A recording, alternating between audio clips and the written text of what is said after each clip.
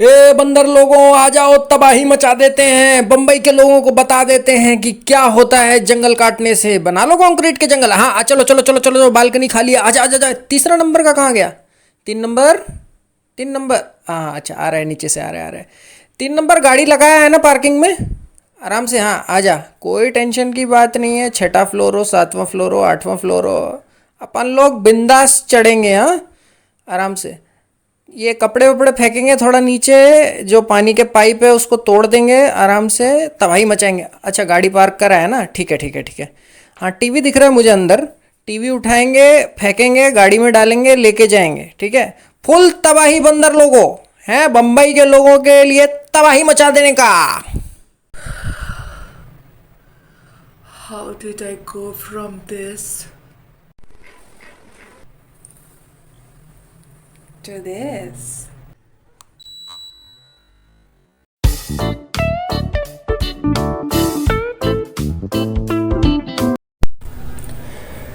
ऐसे कहते हैं ना कि सब हर इंसान का अपना एक टाइम फ्रेम होता है। तो मतलब ऐसे जो चल रहा होता है ना, क्या बोलते हैं, जो सोसाइटल नॉर्म्स होते हैं कि इतने में पढ़ाई करनी है, इसमें शादी करनी है, इसमें बच्चे होने हैं, इसमें रिटायरमेंट होना है। भाई ऐसा कुछ नहीं होता। पता है कैसे? क्योंकि जो हमारी जनरेशन है ना, उसका तो अभी रिटायरमेंट चल रहा है। क्योंकि जिस तरह से हम लॉकडाउन में बैठे हैं, अब जिस तरह से हमें अभी इस उम्र में काम करना चाहिए हर दिन, उसके बजाय हम लोग कंसल्टेंसी जैसे काम कर रहे हैं। ऐसा लग रहा है रिटायरमेंट चल रहा है। तो मैं तो सोचती हूँ कि मेरा भांजा अनमोल, वो बड़ा हो जाएगा और मैं तो अगर बची तब तक, तो मैं 60-65 की उम्र में वो मुझे बोलेगा, मामी जी अब तो आपको रिटायर हो जाना चाहिए। मैं कहूँगी नहीं बेटा, याद है वो टाइम जब आप ऑनलाइन पढ़ा करते थे, तब हमारा रिटायरमेंट टाइम चल रहा था। अब हम लोगों का काम का टाइम। और फिर मुझे याद आया कि मैंने आप लोगों को मेरे मेकअप की स्टोरीज ही नहीं सुनाई है, तो मैं ये सुना सकती हूँ। तो एक्चुअली ना मुझे ना मेरा में कोई मेकअप का कोर्स नहीं हुआ है, तो मैंने ऑनलाइन ही सीख लिया है, ऑनलाइन ही सीखा। और एक बार ना हमारी FTI में एक मास्टर क्लास हुई थी पंडारी दादा की। पंडारी दादा ये बॉम्बे फिल्म इंडस्ट्री के, जो बॉम्बे में फिल्म इंडस्ट्री जिसे बॉलीवुड भी कहते हैं, तो वहाँ के बहुत ही वेटरन, बहुत ही ज़्यादा सीनियर मेकअप आर्टिस्ट हैं। अब वो नहीं रहे, 1-2 साल पहले उनका देहांत हो गया। लेकिन उन्होंने सबसे बड़ी एक्ट्रेसेस, हेमा मालिनी, रेखा जी, जो उस वक्त के सब जो एक्ट्रेसेस थे, उन सब की मेकअप आर्टिस्ट रहे हैं वो। तो वो आए थे मास्टर क्लास के।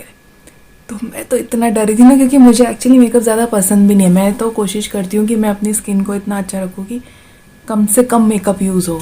और बेसिकली मोस्टली तो मैं ऐसे इंडिपेंडेंट फिल्म्स में काम करती हूँ, तो इंडिपेंडेंट फिल्म्स में ज़्यादा मेकअप होता भी नहीं है।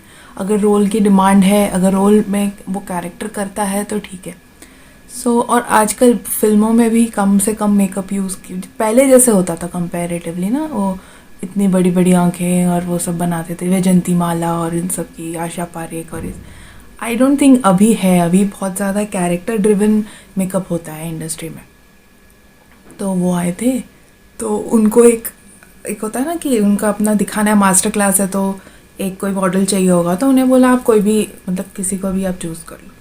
तो ऐसे पूरा उन्होंने देखा, वे कहते ये गा, मतलब मुझे देखा और कहा कि तो मैं इतना डर गई। मैंने कहा अब ये मतलब क्या होगा और मैं कैसी दिखूंगी वो मेकअप के साथ और ये सब। तो मेकअप होता था हम इंस्टीट्यूट में, जैसे प्लेज हुआ या कुछ फिल्म हुआ तो 1-2 बार हो जाएगा, बट इतना कोई बहुत ही मेकअप नहीं होता था। मतलब अच्छा ही है, ठीक है, लेकिन मैं कोई ऐसे बहुत ज़्यादा इन्जॉय नहीं करती हूँ मेकअप। तो वो उन्होंने मुझे बुलाया और बिठाया, और फिर मेरे की तरफ ऐसे देखा और फिर शुरू हो गए। और पता है, सामने मेरे मिरर नहीं है, जैसे नॉर्मली मेकअप करते हैं तो मिरर होता है वैनिटी वैन पे, पर वो नहीं था। तो मुझे नहीं पता, मैं अपने क्लासमेट्स के आंखों में देख रही हूँ, आंखें उनकी चौड़ी होती है कि उन्होंने कभी मुझे मेकअप और वो बेसिकली ग्लैमरस लुक बना रहे थे फेस में, वो कभी देखा ही नहीं है। तो वो मेरे को लग रहा है कि यार क्या हो रहा है, मतलब। और मैं खुश भी थी कि इतने इतने वेटरन, मतलब इतने दिग्गज मेकअप आर्टिस्ट इंडिया के, और वो मेरा मेकअप कर रहे, तो कर रहे थे मेकअप।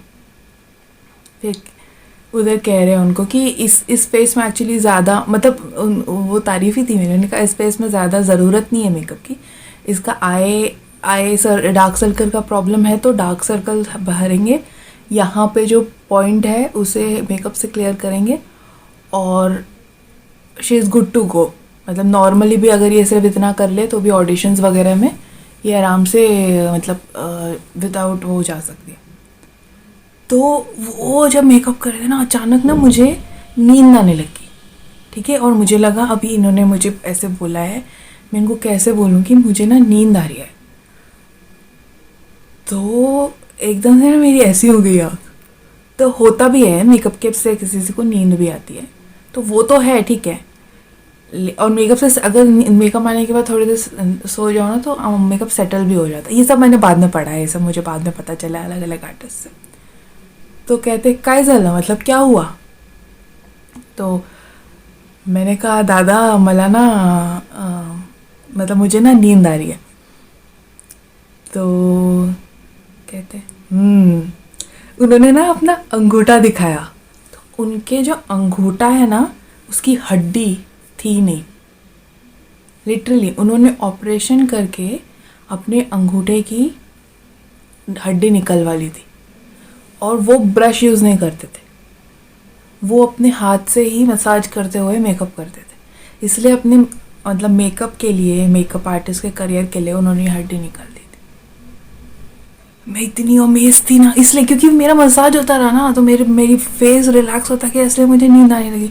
ओ गॉड, उन्होंने बोला ऐसे करके देख, तो मैंने ऐसे किया ना, वो यहाँ से यहाँ टच हो गया, उफ, और मेरा तो देखो यहाँ से थोड़ा भी हिलता नहीं है, तो ये हो गया उफ। मैं इतनी अमेज थी कि ये आदमी ने क्या, और वो बहुत ही ज़्यादा सीनियर थे, मतलब अभी जब उनकी डेथ हुई तो वो 91-90 के थे, तो तब जब वो आए होंगे तो वो 80s में ही होंगे अपने।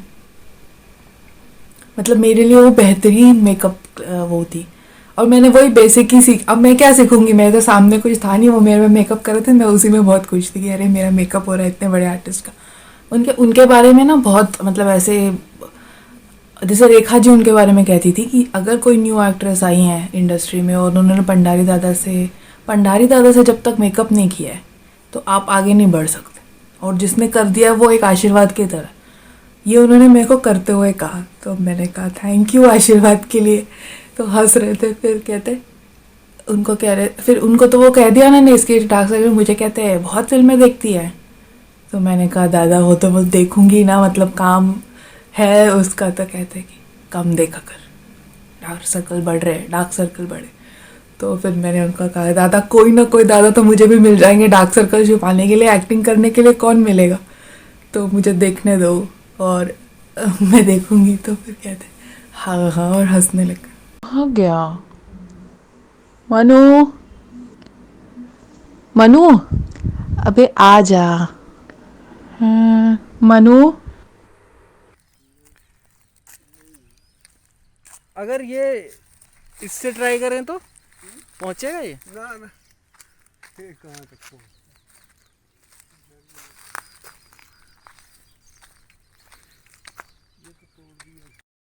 पापा ही बोल रहे हैं, पापा ही बोल रहे हैं अभी इसके ऊपर चढ़ा जाएगा, इससे निकाल के देखेंगे अभी। तोड़ने की कोशिश हो रही है, चढ़ तो नहीं पाएंगे पापी, कैसे करेंगे, हिलेगा भी नहीं यार, ये मोटा है बहुत। पौधा नीचे ले आए हैं, अब इसको हाथ से तोड़ने की कोशिश। ओए होए कांटे हैं यार।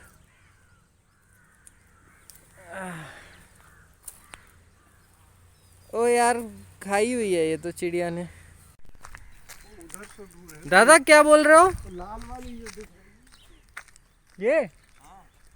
ये कोई हमसे पहले पहुंच के छील के खा गया।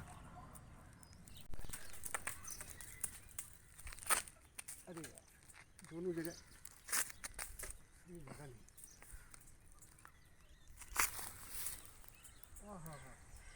गिरी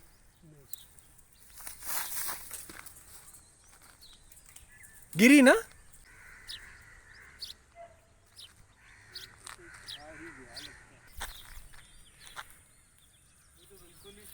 बहुत स्ट्रांग होता है। हाँ हाँ हाँ।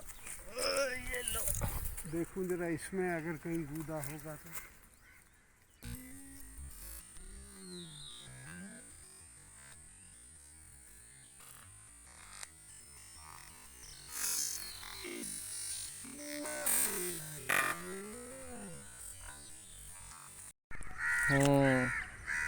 फुल जलेबी जैसी है।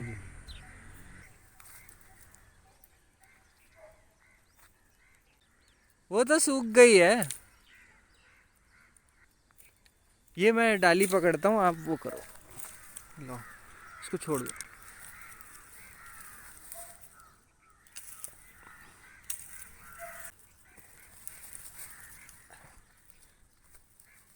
कांटे हैं यार इसमें। फिर से मिल गया एक जंगल जलेबी का पेड़। अभी फोटो खींच रहे हैं। आज पक्की भी दिख रही है, लेकिन इसलिए थोड़ा चढ़ना मुश्किल है। ये देख,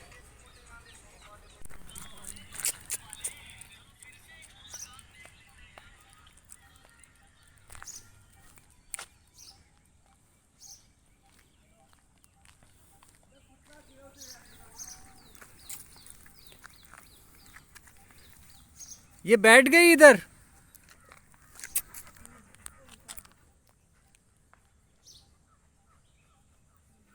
बाय।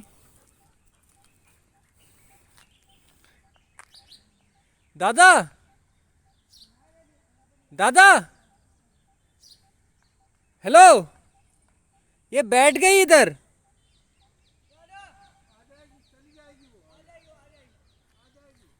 क्या नाम है इसका? Prada. Prada. Prada, Devil Wears Prada.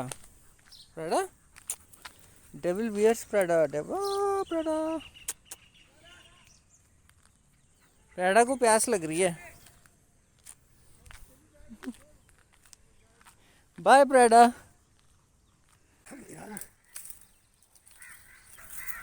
ओ, आ गई लगता है।